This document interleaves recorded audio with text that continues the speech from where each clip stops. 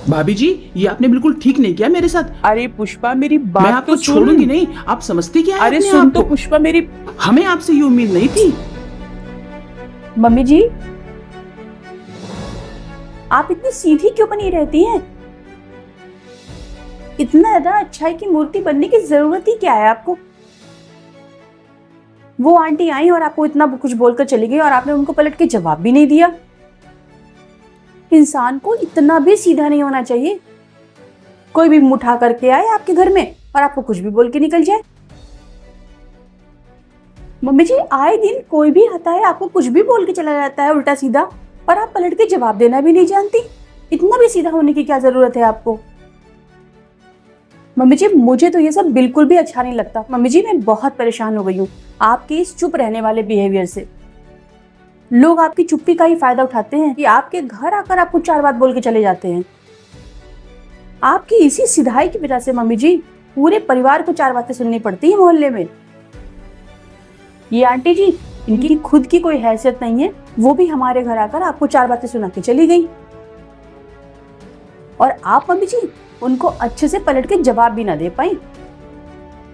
अगर आपकी जगह मैं होती ना तो 1 की 4 सुनाती उनको, ताकि उनकी दोबारा हिम्मत ना पड़ती हमारे घर आकर इस तरह बोलने की। पलट के जवाब क्यों नहीं दिया आपने आंटी को? आखिर मम्मी जी आप इतना चुप क्यों रहती हैं? बेटा, आंटी ने अपने संस्कार दिखाए और मैंने अपने। किसी के घर आकर ऊंची आवाज में तू तड़ाक करके बात करना ये तेरी आंटी को आता है, मुझे नहीं।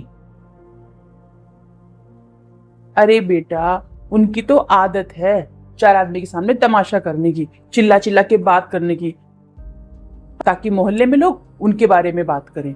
तू तो जानती है बेटा, छोटी सी बात का बतंगड़ बनाने में तो महारत हासिल है उन्हें।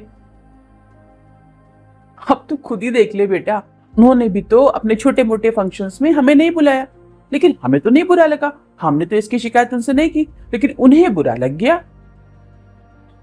इंसान को दूसरों को कुछ कहने से पहले अपने गिरेबान में भी देखना चाहिए कि कहीं हमसे तो कोई गलती नहीं हुई है। लेकिन नहीं, आजकल के जमाने में लोग दूसरों पे उंगली पहले उठाते हैं, अपनी गलती नहीं दिखती किसी को। बेटा, तुमने वो बात तो सुनी है ना कि अगर हम कीचड़ में पत्थर फेंकेंगे तो कीचड़ उछलकर हमारे ऊपर ही आएगा। तो उसका तरीका क्या है कि कीचड़ के बगल से निकल जाते हैं लोग, और कीचड़ को ये गुमान होता है कि हमसे सब डर के हमारे बगल से निकले। बस तू समझ ले कि यही है आंटी का हिसाब किताब। उन्हें लगता है कि सब उनसे डरते हैं, लेकिन सच बात तो ये है कि कोई भी उनके मुंह नहीं लगना चाहता, क्योंकि उनसे मुंह लगने का मतलब है अपनी इमेज भी खराब करना, क्योंकि उनकी इमेज तो मोहल्ले में वैसे भी खराब है। बेटा, वो मुझे 10 बातें बोल के चली जाए, मुझे उससे कोई दिक्कत नहीं, लेकिन अगर मैंने उन्हें छोटी सी भी बात बोल दी ना पलटकर, तो वो मेरी छोटी सी बात को इतना बड़ा चढ़ाकर पूरे मोहल्ले में बताती फिरेगी।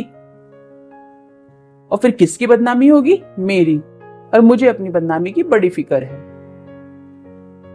क्योंकि आजकल लोगों को ना अपने घर से ज्यादा दूसरे के घरों में क्या चल रहा है इस बात की फिक्र होती है। बेटा, अब मैं तो घर घर नहीं जाऊंगी सफाई देने के लिए, इससे अच्छा है थोड़ा चुप ही रहो। कम से कम वो मेरी बात को बड़ा चढ़ाकर कह तो नहीं सकते, क्योंकि मैंने उन्हें कुछ कहा ही नहीं। बेटा, मेरा तो शुरू से ही ये कहना है, अपनी इज्जत अपने हाथ। उनके माँ बाप ने उन्हें जो सिखाया वैसा बर्ताव उन्होंने किया, और मेरे माँ बाप ने मुझे जो सिखाया वैसा बर्ताव मैंने किया।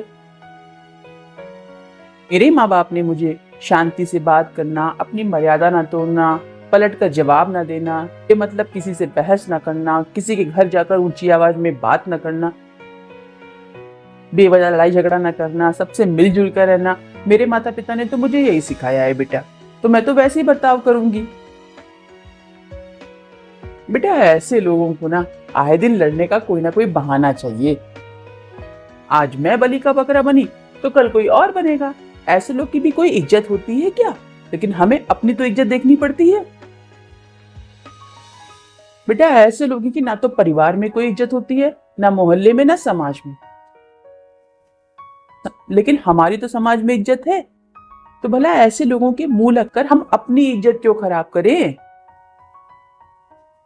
थोड़ा चुप ही रह लेते हैं। बात समझ में आई तेरे?